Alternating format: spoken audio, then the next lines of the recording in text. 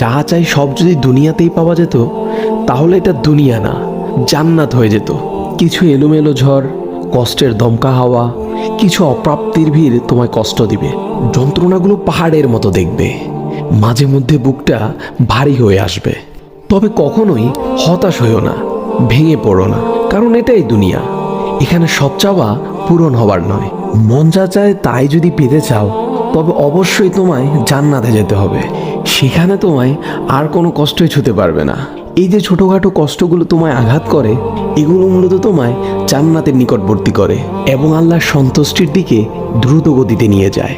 আর এখানে সুখ দুঃখ কোনোটিই স্থায়ী নয়।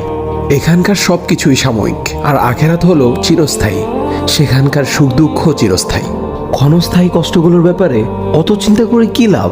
আল্লাহ সুবহানাহু ওয়া তাআলা বলেন, জান্নাতে তোমাদের জন্য তোমাদের মন যা চাই তাই আছে। তোমরা যে জিনিসের আকাঙ্ক্ষা করো তোমাদের জন্য সেখানে তাই আছে। সূরা ফুসসিলাত আয়াত নাম্বার 31। তাই স্বপ্নগুলো আখিরাতের জন্য বাঁচিয়ে রাখো।